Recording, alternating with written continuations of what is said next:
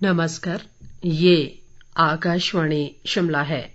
अब आप राजकुमारी चंदेल से कोविड-19 पर विशेष समाचार सुनिए।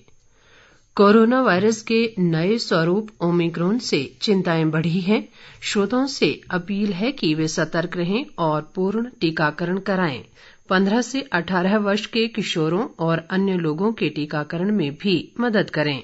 सुरक्षित रहने के लिए कृपया 3 सरल उपायों का पालन अवश्य करें। मास्क पहनें, 2 गज की सुरक्षित दूरी बनाए रखें, हाथ और चेहरा साफ रखें। कोविड से संबंधित किसी भी जानकारी और मार्गदर्शन के लिए राष्ट्रीय हेल्पलाइन नंबर 01123978046 और 1075 पर संपर्क करें।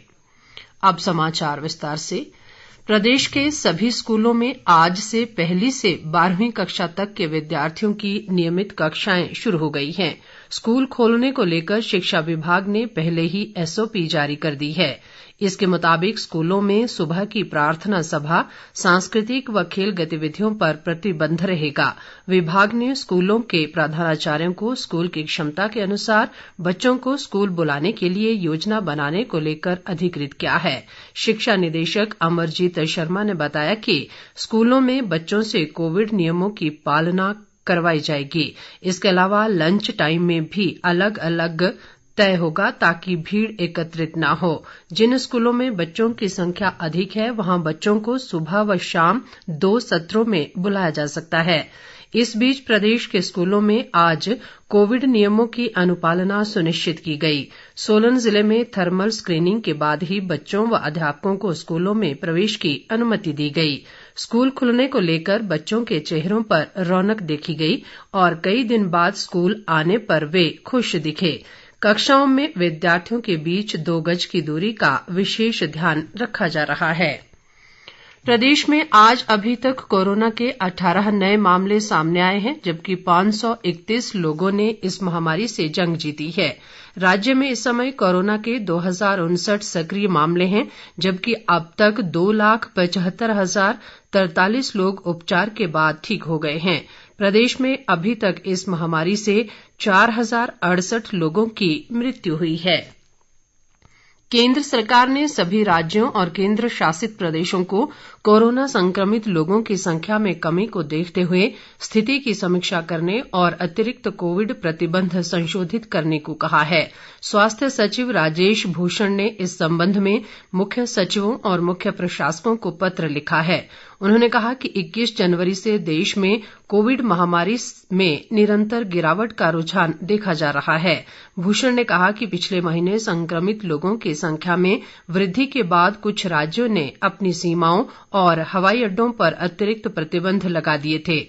उन्होंने कहा कि अतिरिक्त प्रतिबंधों से लोगों के आवागमन और आर्थिक गतिविधियों में बाधा न हो, इस बात का ध्यान रखा जाना चाहिए। देश में कोविड-19 से स्वस्थ होने की दर 98.03% हो गई है।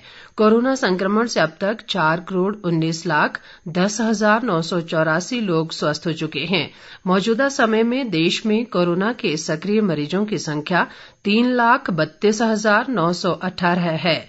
देश में कोरोना संक्रमितों की कुल संख्या 4,27,54,315 तक पहुंच गई है। संक्रमण से अब तक देश भर में 5,10,413 लोगों की मौत हो चुकी है।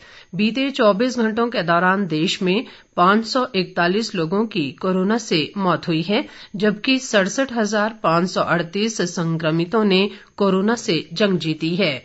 पिछले कल देश में 30,757 नए मामलों की पुष्टि हुई है।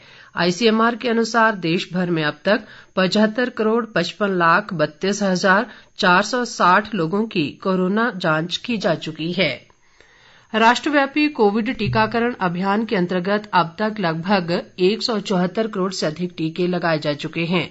स्वास्थ्य मंत्रालय ने बताया कि अब तक 1,82,00,000 से अधिक एहतियाती डोज दी जा चुकी हैं।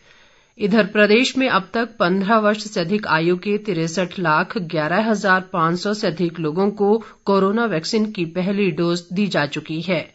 इसके साथ ही ये समाचार बुलेटिन समाप्त हुआ। नमस्कार।